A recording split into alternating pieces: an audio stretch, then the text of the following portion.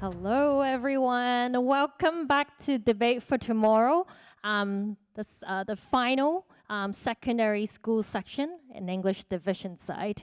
So I'm Ellen. I'm the MC of today, and I'm also actually the Director of Education in Preface. Welcome, everyone, to join us. So I believe when you passed by just now, you actually went through the exhibition sections, and you can actually see a lot of exhibitions topics. We talked about the previous sections, what we have learned with the students, and also our point of view, and also the judges' point of view. So later on, feel free to go back over there to take a look of how it is and learn something before you go.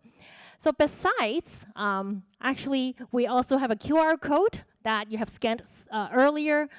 We actually have an AI behind the scene that we have been listening to the entire performance and competition and generating perspectives. And once you scan the QR code later on, once again, you can immediately see the summary and some perspective from judges and from Preface side as well, to enjoy and to learn something and bring back home as well. So thank you so much for joining us.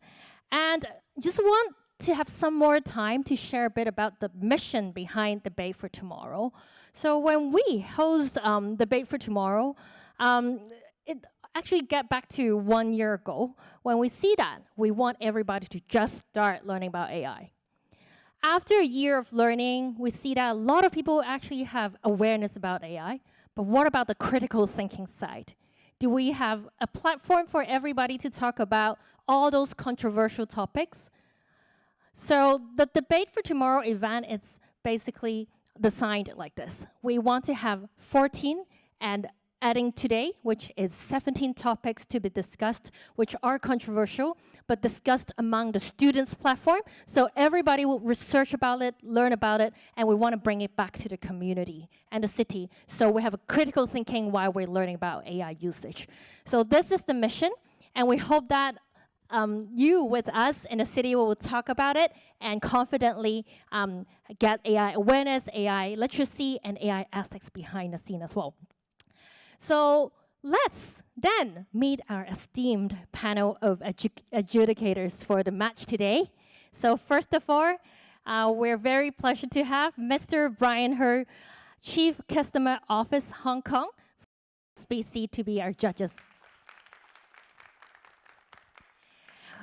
We also have Ms. Karen Chen, Group Co-General Counsel, Carey Group Limited. And finally, we have Ms. Yi-Yin Zhao, Managing Director of Samsung Electronics Hong Kong. And our motion today for this final is, this house believes that dependence on AI makes people less human. So let's see how it goes later on. So now, I would like to invite the participants to join our table. So for debater, we have the affirmative side, and please welcome the True Light School of Hong Kong.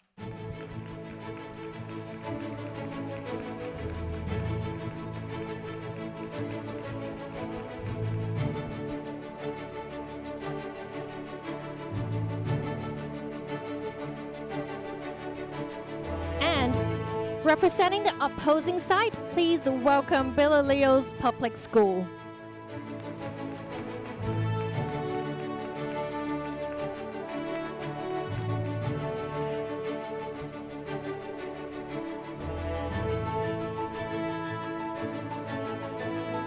Let's give them a big round of applause to welcome them on the stage. So I would like to remind everyone to leave in the middle of the competition, leave your applause after the speech of each debater, so we don't disturb them while they're debating. And also, please turn your mobile phones into silent mode as well. So meanwhile, I would also like to invite our chair of judges to introduce the rules of the competition, and we will start the competition soon. Thank you. Thank you. Good afternoon, educators, teachers, students, ladies and gentlemen. Welcome to the Preface Debate for Tomorrow Hong Kong Debate Tournament. I'm the chairperson for today's match, and today we'll be holding the secondary division, the final round. And the motion for today is this House believes that dependence on AI makes people less human. While we have already met the both teams and the three adjudicators, I'd like to thank once again to our adjudicators for taking time out of your busy schedules to judge today's debate. We're sure that your professional feedback will help the debaters from both sides keep improving. Before the debate officially starts, allow me to remind everyone of today's rules. In today's debate, the first speakers will start the debate, followed by the second speaker, third speaker, a free debate session, and finally, the reply speaker. Speeches begin with the first speaker of the affirmative side, followed by the first speaker from the opposition side, and so on. For the reply speeches, the opposition side speaks first, and lastly, the affirmative side. For the speaking times, the first speaker and the reply speaker each have 4 minutes, and the second speaker and the third speaker each have 3 minutes. And in the free debate session, each side has a cumulative of 3 minutes of speaking time. Please be reminded that before each speech, speakers shall signal to the chairperson, and after the bell rings, you may begin speaking. A single bell will sound 30 seconds before the end of your allotted time. 2 bells will be sounded before your time is up. In addition, for the first speaker, second speaker, and the third speaker and reply speaker speeches, if you exceed the time limit by more than 15 seconds, the timekeeper will ring 3 bells. And the debater will be subjected to a penalty deduction. Any overtime of less than 5 seconds will be counted as 5 seconds. For the free debate session, there will not be a 15-second grace period. That is, when the cumulative time is exhausted and the 2 bells ring, the debater must stop speaking immediately. The chairperson will then announce the remaining time for the other side and then invite that team to continue speaking. If both teams have no questions to today's rules, the debate will now begin. Let's now have the first speaker of the affirmative side, Yip Shampui Athena. You have 4 minutes to speak. Please test your microphone first and signal to the chairperson when you're ready.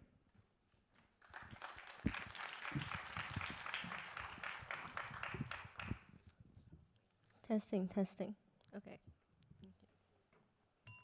Good afternoon, adjudicators, ladies and gentlemen. This house believes that dependence on AI makes people less human. Picture this, a teenager who lets AI write her entire essay for years. She's never thought of a single word and is completely dependent. Now, compared to the HKDSE student, straight 5-star students interviewed this Wednesday. They said they use AI too, but as a tool to learn and sharpen their independent learning. Mindful use makes us more human. Dependence takes it away. Here's a simple question. Do you use the tool, or does the tool use you? Allow me to define our terms clearly. Dependence. The Cambridge Dictionary defines it as the situation in which you need something all the time in order to continue existing or operating. Mark that words, existing, operating. We're not talking about using Grammarly to polish an email or a calculator for a complex sum. Mindful use is not dependence. What we're debating today is the state where AI becomes a crutch you cannot walk without. A tool you occasionally use does not erode who you are. A tool you need to function. That is dependence, and that is what we are opposed. Less human. We define humanity through 3 essential capacities that separates us from machines: independent thinking, genuine feelings, and making our own decisions.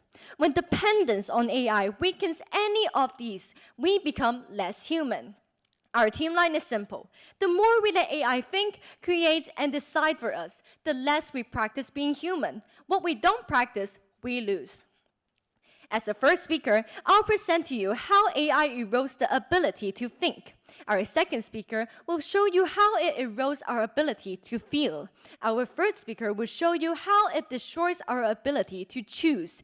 And our last speaker will close by showing you how all these leaves us less human. Human learning requires struggle. When we face a hard problem, your brain fires neurons, makes connections, and grows. This cognitive friction is biologically essential for deep learning. However, AI removes this friction entirely. You ask, it answers. You experience fluency without understanding. Researchers call this an illusion of learning, and it is dangerous because it feels real. This is proven by a 2026 study titled The Effortless Trap. Researchers gave one group of students an AI tool that simply gave them answers, another group none. The results was devastating. Students using the AI scored 17% worse on an exam than those with no help at all. Not 5%, 17. See, technology was not the problem. It was how we used it. When AI does the thinking for you, you learn less and lose the ability to think. Furthermore, the MIT Media Lab found that AI-assisted writing results in significantly weaker neural engagement, a phenomenon they call cognitive depth. You get the quick output today, but you lose the mental power to do the work yourself tomorrow. In the short term, AI creates an illusion of learning. In the long term, it weakens your ability to think. If you never struggle through a difficult thought, your capacity of independent thinking is taken away. What could be more central than being human than the ability to learn yourself? Ladies and gentlemen, the dependence on AI most certainly makes us less human, not because we use the tool, but because we let it use us. We're handing over the very things that define us as humans. Once again, the more we let AI think, create, and decide for us, the less we practice being human. And what we don't practice, we lose. For these reasons, this motion must and will stand. Thank you.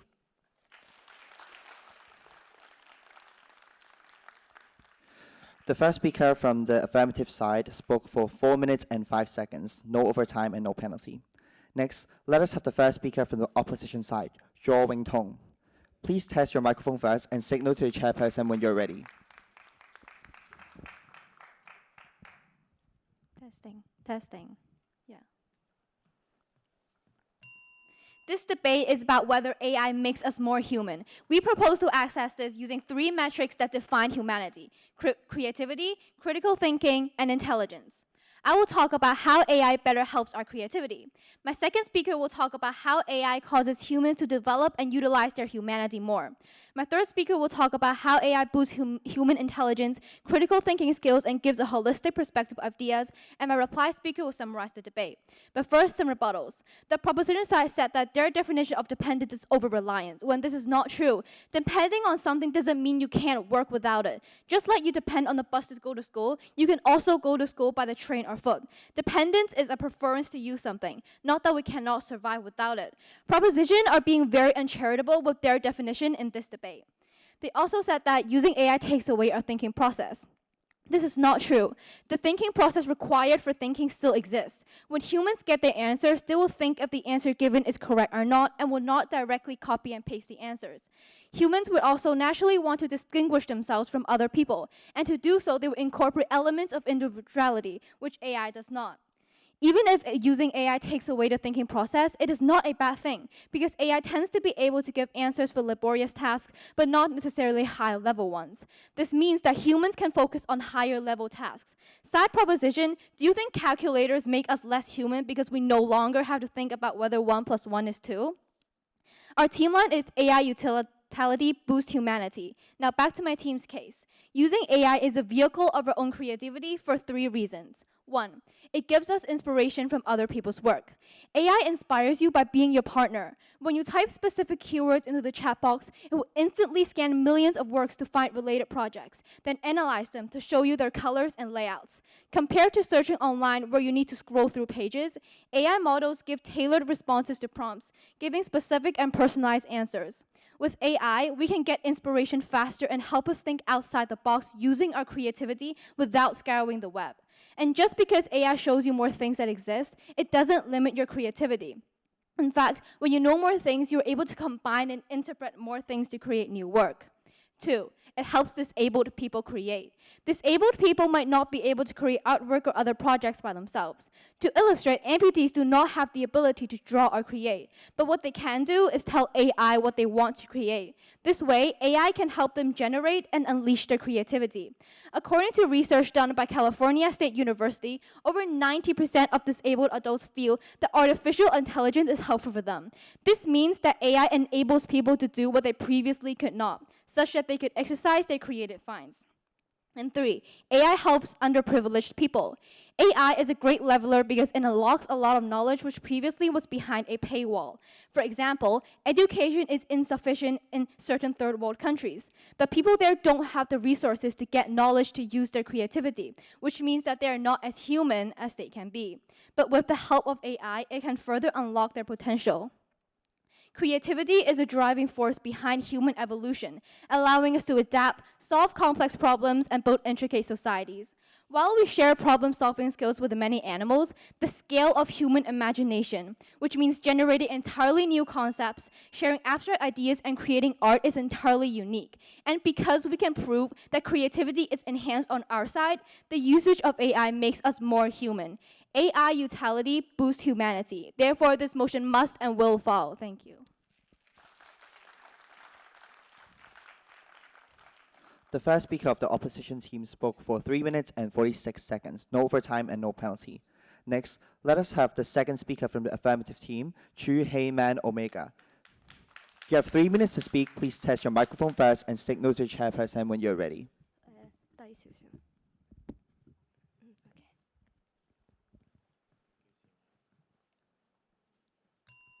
Good afternoon, everyone. The more we let AI think, create, and decide for us, the less we practice being human. What we don't practice, we lose. As the second speaker, I approve that depending on AI ruins human relationships and destroys our ability to feel.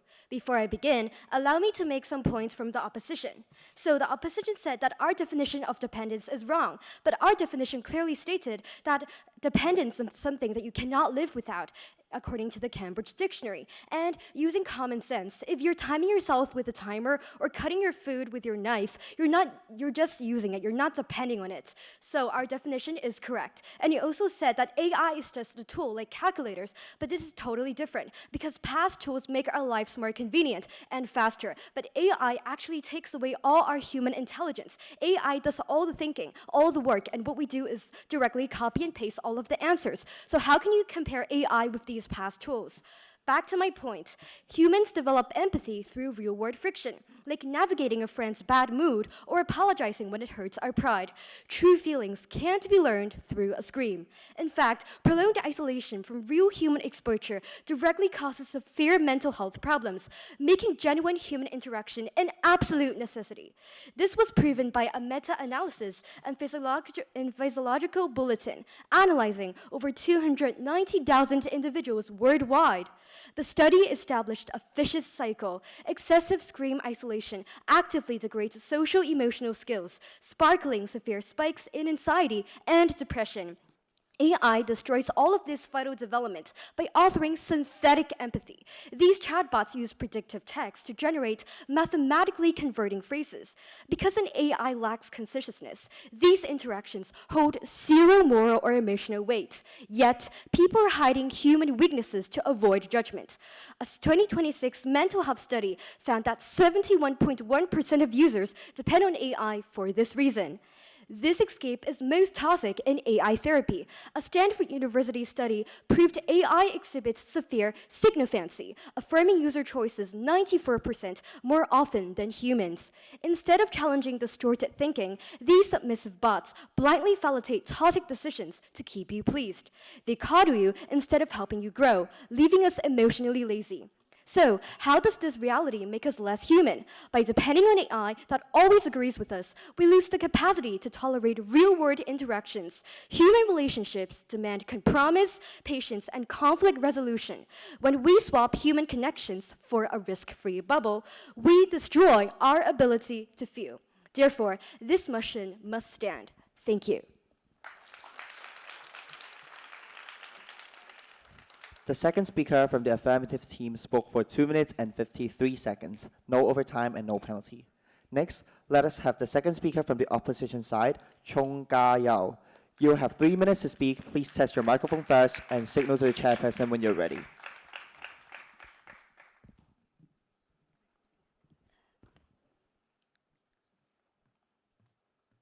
AI utility boosts humanity. First, I would like to do some callouts. The second speaker of the affirmative team has not responded to any of my first speaker's points. They only rebutted our rebuttals. We would like to see some more engagement.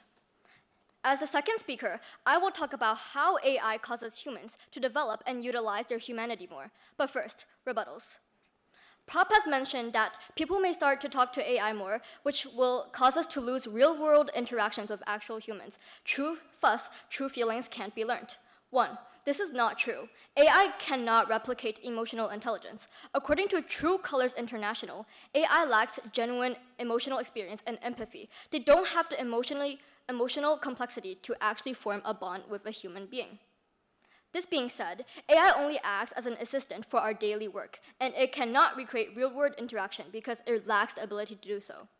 Now, back to my speech. The proliferation of AI encourages us to focus on more human aspects in 2 ways. First, AI releases us from doing repetitive work.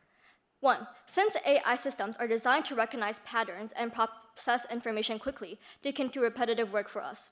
They can analyze large amounts of data at once while delivering accurate results. AI can do low skills, so we can focus on work that requires humanistic aspects. To illustrate, grading homework takes hours to finish, but with AI, it corrects homework accurately and efficiently, so teachers can focus on teaching the curriculum.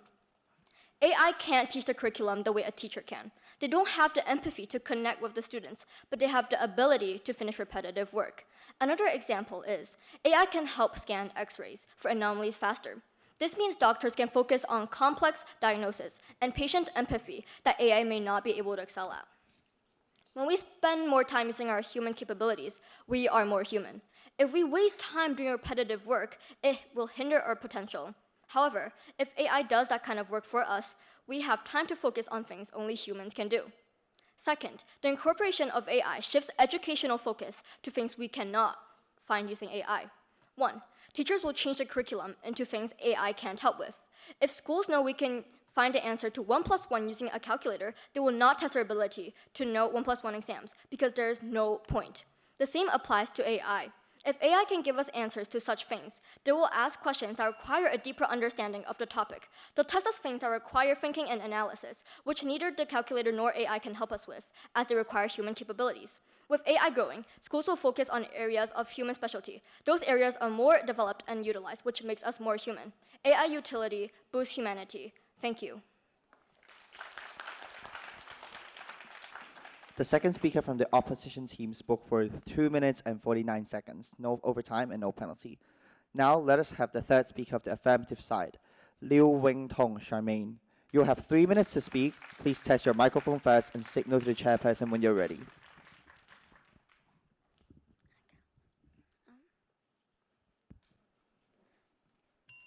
Good afternoon, honorable adjudicators and dear opponents. I'm the third speaker of the proposition, and our team line is, the more we let AI think, create, and decide for us, the less we practice being human, and what we don't practice, we lose.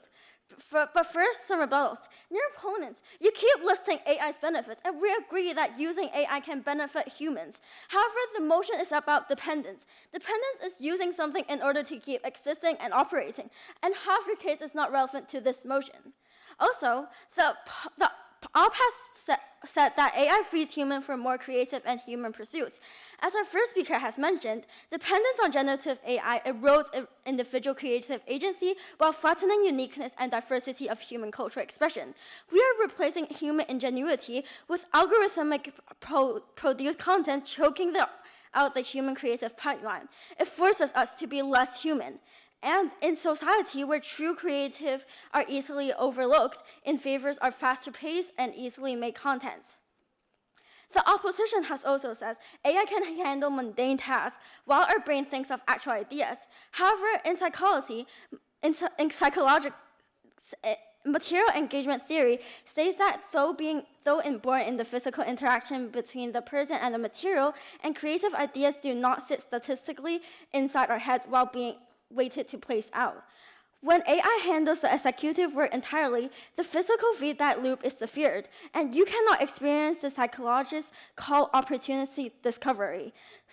Therefore, it cannot help us to be more creative. Now, onto my argument. AI dependence takes away our choices and our responsibility. It starts small. On YouTube and Netflix, algorithms decide what appears in front of us. Netflix itself reports that 80% of what people watch comes from its recommendations. We think we are choosing, but we are choosing from the few choices that the machine has already chosen to show us, and we watch what we are shown. Another example is social media. When you use social media, you think you're choosing it, but honestly, AI just feeds you videos it thinks you're interested in, and gradually it becomes what you think you want to watch, and so AI basically chooses for you. And here's where it gets dangerous. Once we use AI to choose for us, we stop feeling that the decision is ours. Psychologists call this moral disengagement. A recent study on Filipino students found that the constant use of ChatGPT leads to the attribution of blame and displacement of responsibility.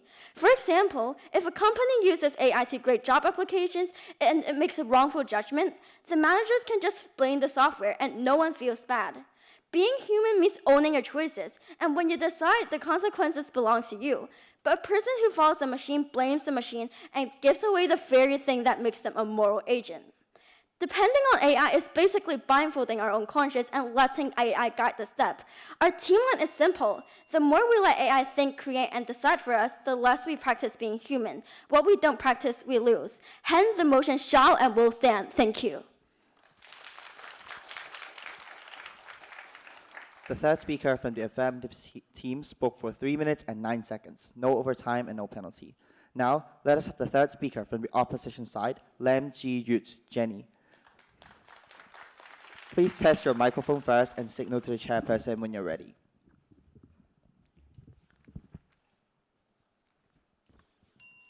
AI utility boosts humanity. I will talk about how AI boosts human intelligence and critical thinking. But first, let me do some callouts. Proposition still hasn't responded to any of my first or second speaker's point. We would like to see a response later by the reply speaker. Now, some rebuttals.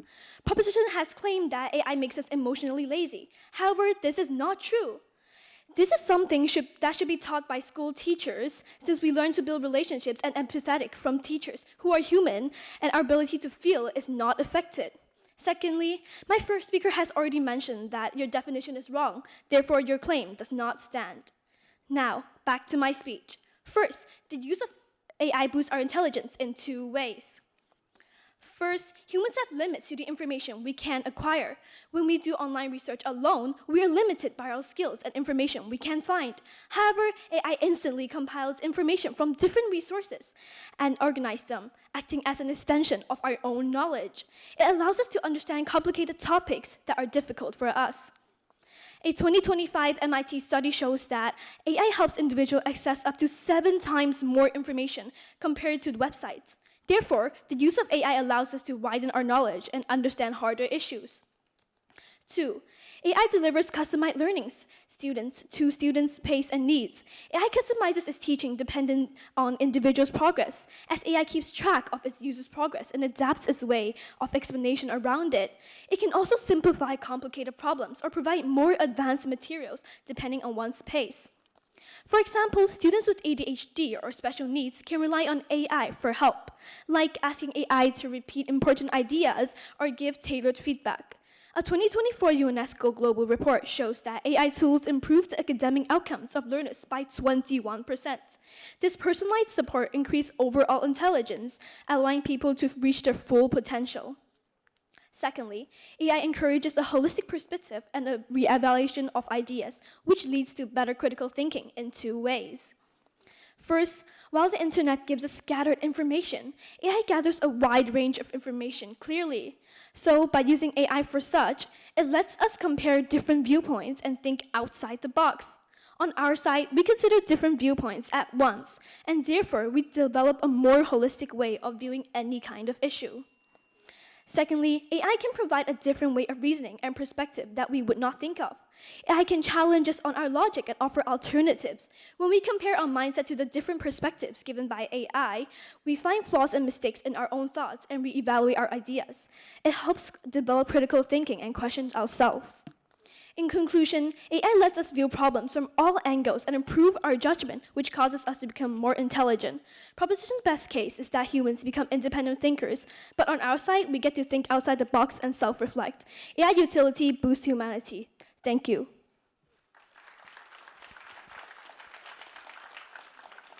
The third speaker from the opposition side spoke for 3 minutes and 6 seconds, no overtime and no penalty. Now let's move on to the free debate session. Allow me to remind both teams that each side has a cumulative 3 minutes of speaking time. The affirmative team starts first, and before the affirmative side, and please stand up and signal to the chairperson before the affirmative team start your first speech. Please wait for the bell before you begin. After the first speech, whenever one side finishes, a debater from the other side must start speaking immediately, and the timekeeper will start counting their time immediately. Throughout the free debate session, debaters must remain standing while speaking, and no debater may speak more than twice consecutively. Otherwise, the chairperson will issue a warning. Also, please remember that there is no 15-second grace period in a free debate session. When you hear the two bells, you must stop immediately. And I have a kind reminder for all the debaters to please try your microphone before you start speaking. So the free debate session now begins. Please, the affirmative side's first speaker, please rise and signal us before you start your speech. You keep listing AI's benefits, but this motion isn't about AI's benefits. It's about how dependence on AI makes us less human. How will you address that? But how we should interpret this word in dependence in this debate should be the usage of it as if you depend on a knife to cut your food, you can still use a fork to just split it. So it's not a must for you just to use a fork or use that tool. That's only your choice to use it. What you're talking about is a tool that you use, that you can decide how to use. Fire does not digest for you. Learning books does not think for you. However, AI is now thinking for you, and therefore being dependent on it makes us less human.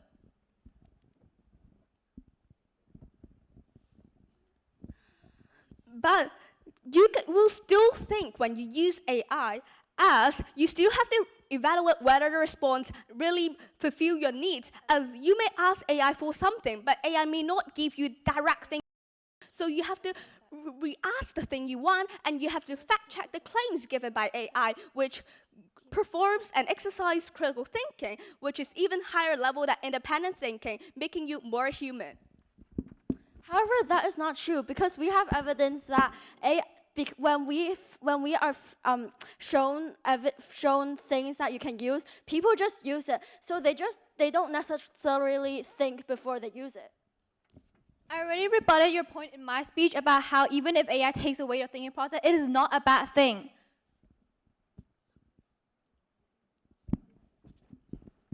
Why would it not be a bad thing? If you cannot think on your own, you are becoming less human, as thinking independently is one of the capacities that makes you human. It's not a bad thing because AI actually gives us answers for laborious tasks, but not necessarily high-level ones, so we still get to gain critical thinking skills when we use AI. What critical thinking skills do you get from AI spoon-feeding you answers?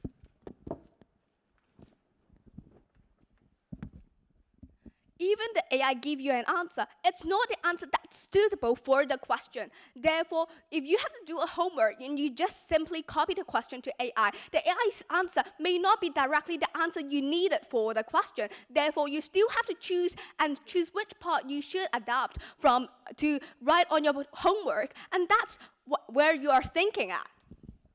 What if it is? Like, AI is now very intelligent, and maybe what you want is already shown. So then people would just use it. Like, they would just copy it in their homework. But they still have to fact check the claims, as claims given by AI may not be necessarily true and may not be necessarily useful for that case. So they still have to think. If you rely on it so much, you will eventually stop thinking and trusting every single answer that it gives to you without fact-checking it. For example, we rely on a teacher to teach us correct information, and we would not fact-check the information the teachers give us. This is the same, but this is not the same with AI, because when AI gives us information, we will actually fact-check it. How is a teacher teaching the same as AI. AI gives you all the information, every single step of the answer, while a teacher encourages you to think of the process yourself. I just said that it is not the same, and it's also not mutually exclusive, since as students, we will also believe what the teacher says. So this is not mutually exclusive. Well then, yes or no, do human capacities decline without practice? But practice is still existing. We're thinking every time we're using the AI, from starting how to write your prompt to how you use your prompt. This is the whole process of you thinking. And even this process disappears. Your ability to think is still here, as the school is teaching this. The curriculum has changes to meet this new time and that you have to think critically, and teachers will teach it. So this ability wouldn't decline. Well, then you concede with our case. Dependence reduces practice by definition, causing our human capacity to atrophy. The motion stands. We said that our definition of dependence is usage. Dependence, it's not using AI to, dependence on AI is not the same as using it to assist in your daily life as a tool. We have mentioned that.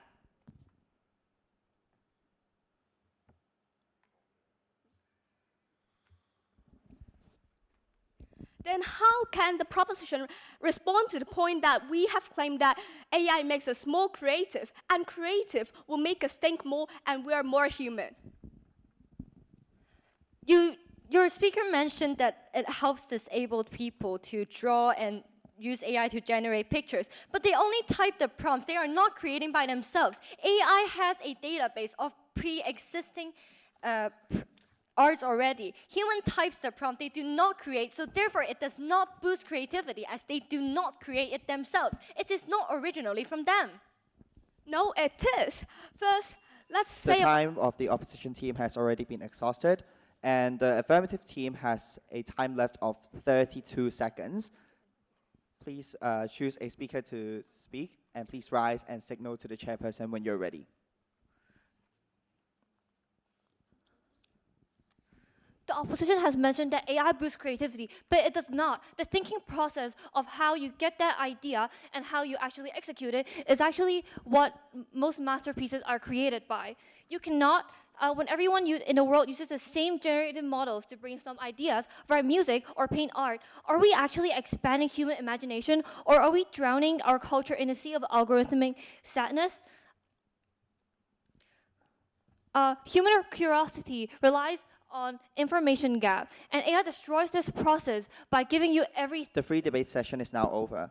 Both teams will now have 1 minute to prepare for their reply speeches.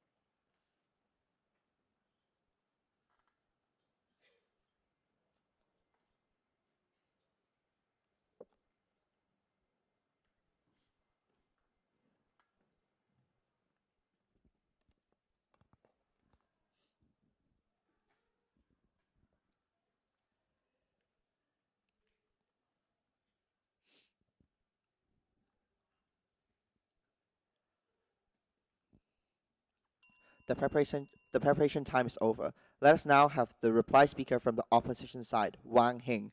You will have 4 minutes to speak. Please test your microphone first and signal to the chairperson when you're ready.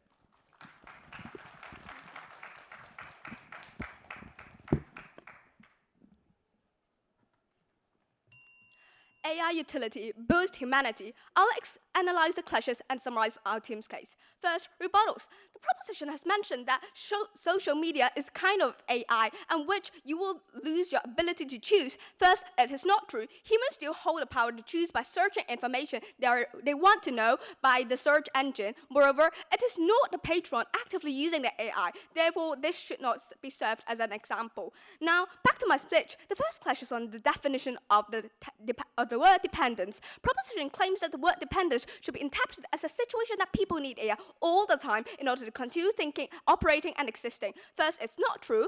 Depending on something doesn't mean that you cannot live without it. For instance, you depend on a bus to get to school, but that doesn't mean that you can't go to school by train or on foot. Dependence is only your use of something, not a must. Therefore, what we're debating today is whether it's good for people prefer to use AI instead of whether they can live without it. Proposition has been extremely uncharitable with their definition. The second question is on the creativity.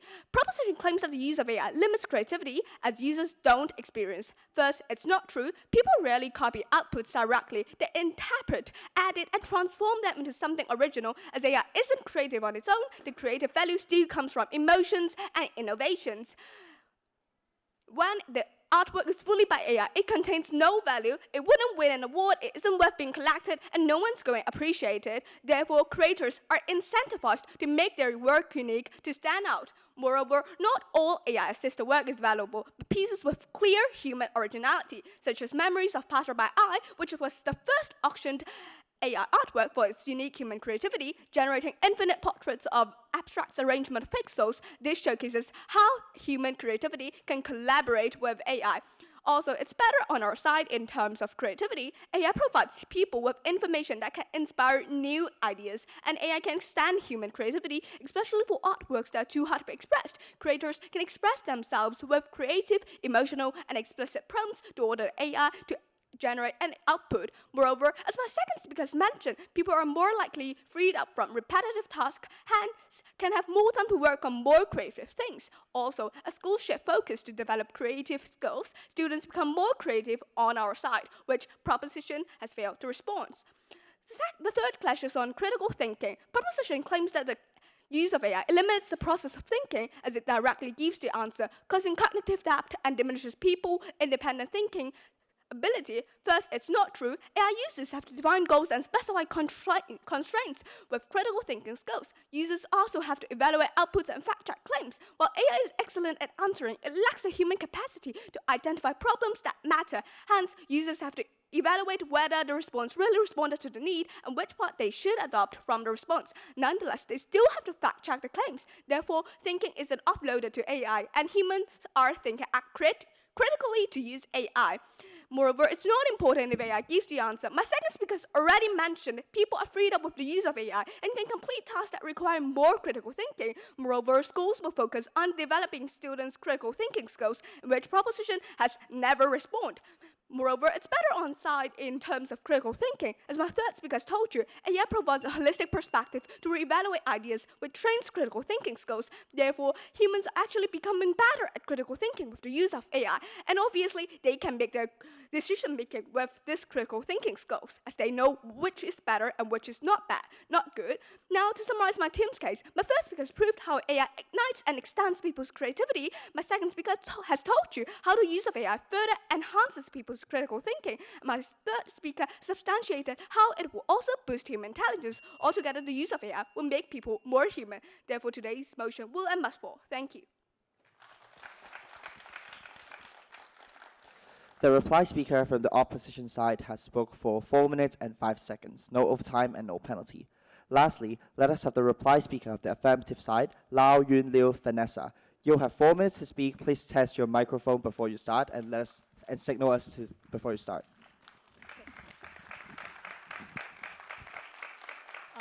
Testing. Good afternoon, dear adjudicators and opponents. Our team line is, the more we let AI think, create, and decide for us, the less we practice being human. What we don't practice, we lose. As the fourth speaker of the proposition team, I will sell our team's case and offer a few clashes. Firstly, the opposition is pitching a fantasy that letting AI handle basic mundane tasks allows our mind for higher level thinking. However, human intelligence is like a muscle. Every time a person tries out a new route, solves a tricky math problem, or writes an essay, the brain needs to work, fire neurons, build connections, and get stronger. When you depend on AI to do the heavy lifting, letting you press a single button to get answers instantly, you skip the struggle of thinking independently, even though that struggle is exactly where growth happens.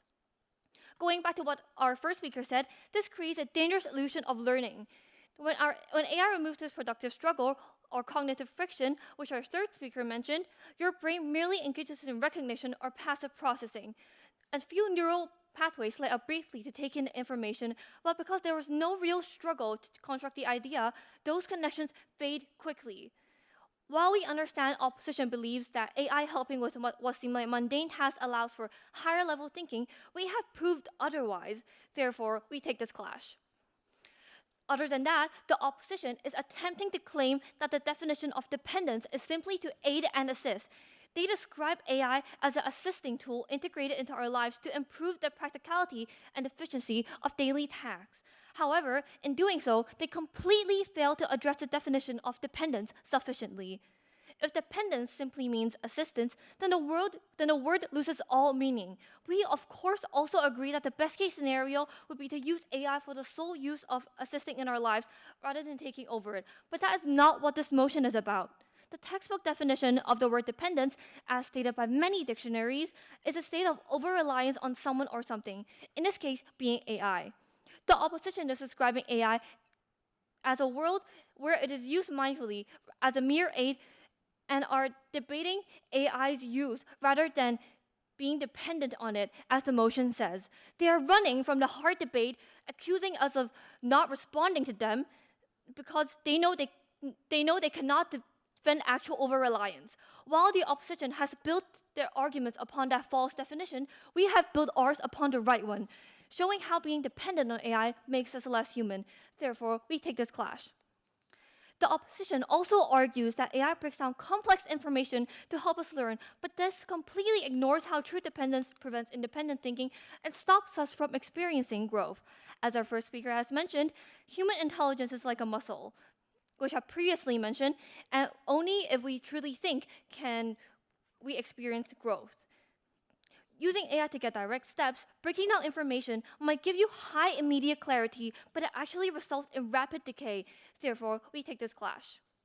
To sum up, dependence on AI makes us less human due to the decrease in cognitive function required from our brain, and human interaction is inherently more needed than AI. Thinking, feeling, choosing. Use them or lose them. Therefore, this motion must and will stand. Thank you. The reply speaker of the affirmative side has spoke for 3 minutes and 26 seconds. No overtime and no penalty. The debate session today has now concluded successfully. On behalf of the organizing committee, I thank both teams once again for their excellent performance. Now I'll hand the floor back to MC. Thank you so much for the wonderful debate today. So let's give a round of applause to the True Light School of Hong Kong and Belilios Public School once again. Thank you for the great debate. And it actually given us a lot of ideas of what human identity is, and also maybe about AI dependence as well. So it's a very good discussion. So meanwhile, we actually have some time for our adjudicators to finalize the scores. And on the screen, you can actually see a QR code right here. So you should have got like a card with a code, a passcode for you to vote for our the best debater and the best team for the floor. So scan the QR code. In case you haven't got your card of the passcode, let us know. Our team right here is going to pass you the passcode.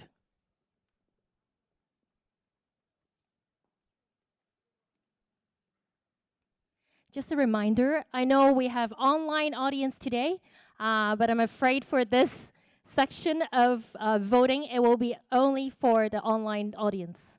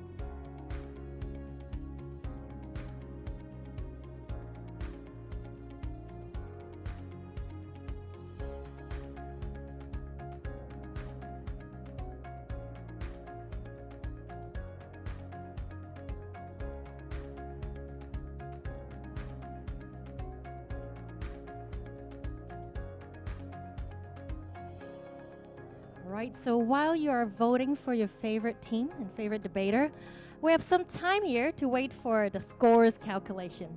And it's a pleasure to have our judges to share some feedback with us. May I first of all interview Mr. Brian He to share with us your feedback, or while we're having this complexity of talking about AI, human independence, how do you think about the performance today? Hello. Yes. Yeah, the performance itself is really a performance. So I feel very tense to follow the speed. So my brain was trying to thinking whether I should use an AI tool to summarize and give the mark, help me to make the decision because it's so tense. Now the first feedback is, in the real world, in the meeting room, it does not run like that. So, so that's the first thing you need to know is this is more like a UK Parliament debate, but in the real world, that's not how it operates. That you need to remember. Secondly, I think the school will train us that with that theme, that whether you're opposite side or you are the affirmative side, that you have to start with your position. But I would suggest that you start with your own belief first, and then you use the AI to run a objection, what we call objection clinic. So you have multiple perspectives to understand the positive side, the negative side, and then you because you also hold your belief, then you will start to have critical thinking, and then you use that to sort of help you to for the debate. The third thing I would suggest is, because the speed is so fast, it doesn't mean it's more powerful. Then you then you take it slower. Sometimes, well, I didn't join any debate team when I was in secondary, so I'm not legitimate to comment on that. But sometimes a powerful speech could be like Obama. You would make a pause, and then you have a punchline, right? So, and then you repeat the punchline and punch the opponent. That could be sometimes even more powerful than you just run the speech like a bullet. Yeah, so you could have a speech that,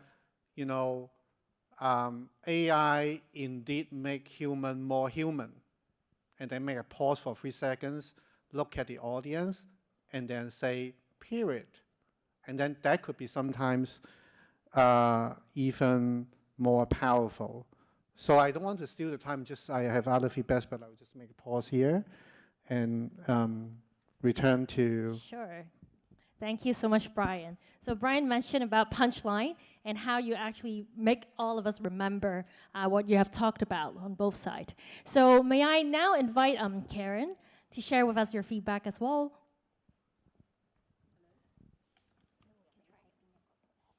Hello. Yeah. I think first of all, congratulations to both teams. I think to get to today's final, you have already is a great achievement, and you have done very well to get to where you are. So a round of applause to yourself. I think I also entirely agree with the comments made by Brian. I think for debates like this, it's important to set the scene. The first speaker, I think it would be a good practice to define each word. The words are there for a specific purpose. And I'm sure the motion has been chosen very carefully. Why is it dependence? What is less? And what is human? Each word has a meaning, and together they frame the motion. And I think it's important for each team, and I think both teams to some extent have done that. One team does better than the other, but on the whole, I think it's important, once you understand the motion, you set the scene, what your team can prove. And then after that, I think importantly is quality and not quantity. I think both teams actually have a lot of points and a lot of good points, like underprivileged, ADHD, and then a lot of good points there. You choose the most important 2-3 points. You elaborate on it, And it's important when you have a point, you back it up by statistics, by real life example. Because if a point is not backed up, then it's just an opinion. The judges may believe you, may not believe you. But if you actually have like a real example, statistics and things, then it becomes a much more powerful point. And once, all you need, I mean, the golden rule is really 3 points. Each speaker, if you actually choose 3 points, you highlight the 3 points. You repeat, these are my 3 points. And then you link it back to, it's not why. Why is just the thing. It's why is it relevant? Why is it relevant to the scene you have set? Why is it relevant to the motion? Be it you're positive, you are negative, it doesn't matter. You set the scene, you reference it back to the motion all the time, and then it will be much more convincing. Because topics like this, you can go either way, and that's the beauty of debate. It can go either way. And I think the points are all good points, and I think ultimately the winning team actually just shows you can perform a bit better under pressure. But anyway, well done, and I hope you learn a lot out of this experience and continue to grow, because it trains your critical thinking, whether with AI or without AI. Yeah. Okay. Thank you so much, Karen. So Karen mentioned about the setup, like how we set the scene, while Brian mentioned about the punchline. And finally, I would like to invite Ms. Yi Yin to share a bit of your feedback. Hello. Yeah, first of all, congratulations. Both team are really well done, and I can imagine how much work you have put this. And I agree with the 2 judges. It was very intense for us. 20 minutes, it's much harder than all the other business meetings that I have attended. So well done. So I think a couple points. I mean, I share a lot of views from other 2 judges, and I think one thing is very important is I think Brian mentioned is like be very kind of confident, because I think it's I know that you have a lot of things that you want to try to cover. So I tried to do this exercise throughout the debate. I tried to look at each of you. We all had eye contact throughout. Sometimes, you're on the stage, sometimes you're back to your seat. Among 8 of you, only 1 person looked at me and smiled back. All the others was very, very, very serious, okay? So I think this is some tactics that I think it's good, and you're very serious. You take that serious, and you try to cover everything on your paper. But in the real world, right, it's very important to look at the other side, look at the judge, and this way you also get other side attention back as well. So one thing that I was very impressed is really during the free debate time, because I think because it's a free debate and you have to react to the other side comment. And I think that's the part that I can see, honestly, some of the true thinking and true capability, as well as the teamwork. And also interesting is, I think at some point, both sides kind of get lost a little bit of what the other side is trying to say, but one team was very good. And doesn't matter what the other side said, you try to emphasize what you're trying to say. And I think that's actually one of the key success factors as well. And I think overall, it's really well done. And I do agree, I think Karen mentioned, more is sometimes not necessarily better. Just be focused on what you try to convince, and you keep pondering on it. But well done, and it's very good learning for us as well. Congratulations. Thank you so much, Yi Yin, for sharing your feedback. So I'm very, very thankful that we have all the corporate leaders here to give us how you judge the entire debate, and also your feedback on different areas, from presentation, from setting the scene, and also how we do a lot of arguments. So this is not something that we can hear every day. So thank you so much once again. Let's give them a round of applause. All right, so now it's actually the result sharing time. It's the most nervous, exciting time at once. So the result for debate for tomorrow, secondary level English debate, it's on my hand. So first of all, may I invite the judges to come on stage? So we'll take a photo together with the winning team later on. While for our official judging ceremony, the award ceremony. It actually will be held at 4:30. 4:30. So for now, we'll take pictures while we announce.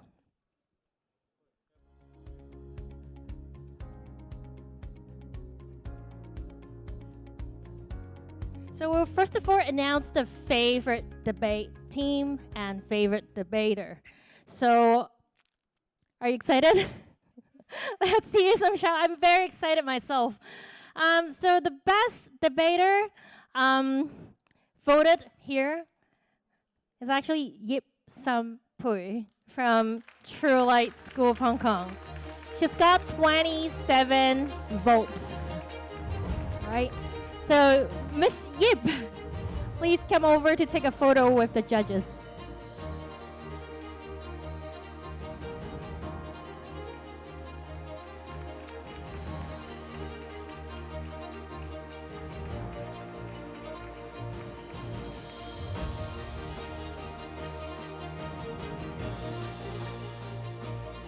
Thank you so much. And now it comes to the favorite debate team from all of you again. So who is that?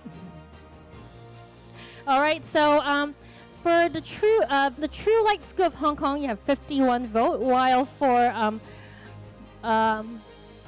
Belilios Public School, we have 28 vote here. So the winning team, the favorite team, would be the True Light School of Hong Kong.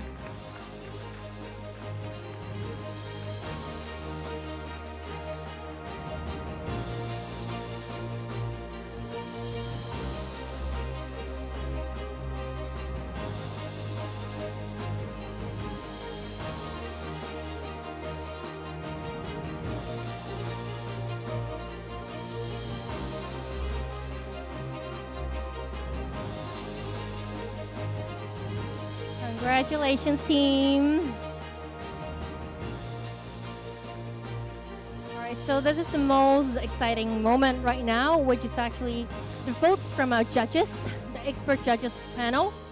All right, so should we start from the best debater once again, from the judges? So it's actually the same student from the True Light School of Hong Kong, Yip Sam Pui.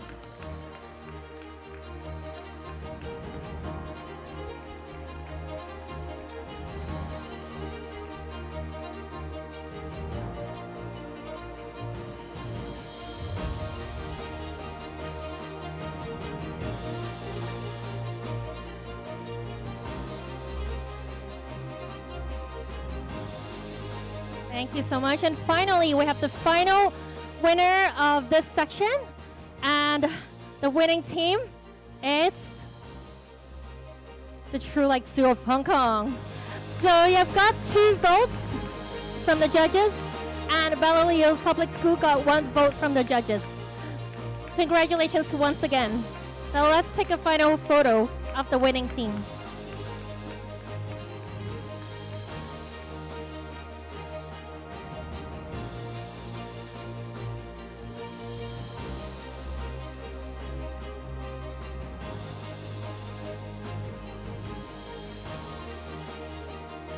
So may I also invite the Belilios Public School to come over to take a group photo together. It's a very, very exciting competition, and we're sure that we all have learned a lot from the 2 teams of youth.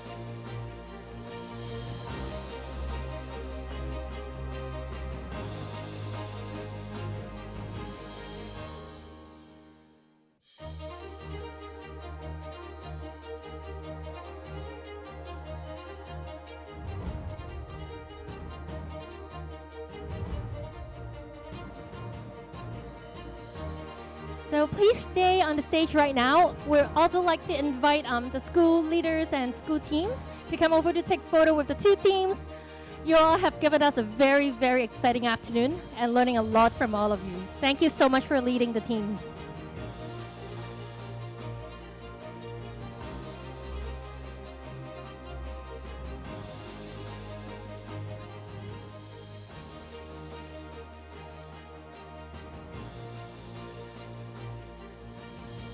A lot of supporters coming as well with the 2 schools. So feel free to come over. And our founder and CEO, Tommy, would you like to join the team to take a group photo together?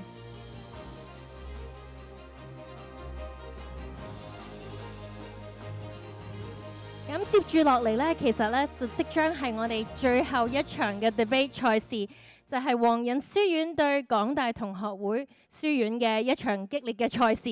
咁係其實好快就發生㗎啦。咁所以呢，如果一陣間我哋想睇埋最後嘅精彩隊伍嘅話呢，咁你哋就留返喺度，我哋就即將去舉行㗎啦。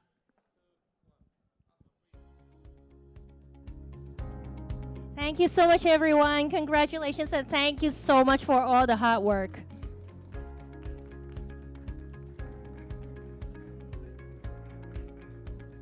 好，咁而家嘅時間呢，我哋可以自由留低喺度啦。咁我哋去預備我哋一陣間嘅賽事。咁其他如果想影相嘅同學仔呢，你哋都可以用出面呢，我哋都有個 backdrop 呢，你哋可以一齊影相同埋學習去睇個 exhibition， 睇翻晒之前我哋嘅所有嘅精彩嘅片段同埋 insight。咁我哋5分鐘之後呢，亦都有我哋嘅嘉賓分享會，我哋去再一齊進入另外一個環節，去學多啲新嘅嘢。到時見。